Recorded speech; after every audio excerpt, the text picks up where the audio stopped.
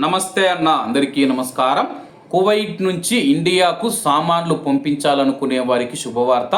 అలాగే కువైట్లో ఏ కార్గో ఇవ్వలేని ఆఫర్లు యూసఫ్ కార్గో వారు ఇస్తూ ఉన్నారు.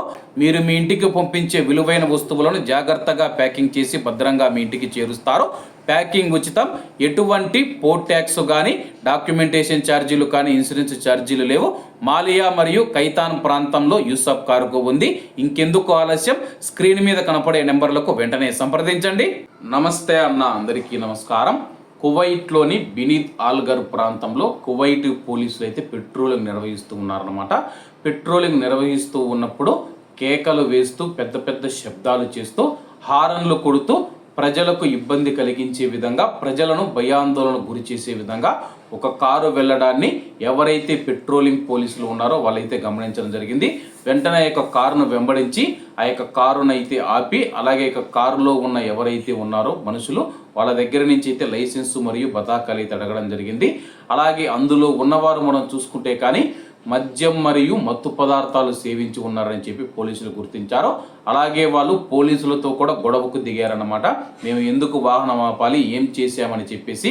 అలాగే నలుగురు కువైటీ పౌరులు మనం చూసుకుంటే కానీ మద్యం మరియు అలాగే మత్తు పదార్థాలు సేవించి ఉన్నారని చెప్పేసి, అందులో ఒక అరబ్ ప్రవాసులు కూడా ఉన్నారని చెప్పేసి పోలీసులు తెలిపారన్నమాట. అలాగే శబ్దాలు రావడం, ఎస్యూవీని ఆపి తనిఖీ చేసిన తర్వాత వాహనం నడుపుతూ ఉన్న ఒక అరబ్ ప్రవాసుడితో పాటు నలుగురు కువైట్ పౌరులు ఉండటాన్ని అధికారులు గమనించారు. వాహనం తనిఖీ చేయగా దిగుమతి చేసుకున్న 2 మద్యం సీసాలు లభించాయి. ప్రయాణికులలో 3 మత్తు పదార్థాలు లేదా మద్యం సేవించి ఉన్నట్లు అధికారులు గమనించడంతో వారి అనుమానం మరింత పెరిగింది. 4 కువైటీ పౌరులను విచారణ నిమిత్తం మాదక ద్రవ్యాల విభాగానికి, మాదక ద్రవ్యాల నియంత్రణ విభాగానికి రెఫర్ చేయగా, అలాగే అరబ్ ప్రవాసుడిని చట్టపరమైన చర్యల కోసం కువైట్ దేశ బహిష్కరణ విభాగానికి రెఫర్ చేశామని చెప్పేసి, ఈ సంఘటన చట్టవిరుద్ధమైన కార్యకలాపాలు మరియు కువైట్ చట్టాల ఉల్లంఘనలపైన ఉక్కు చర్యలు తీసుకోవడానికి భద్రతా సిబ్బంది కొనసాగిస్తూ ఉన్న ప్రయత్నాలలో ఒక భాగమని స్పష్టం చేసింది.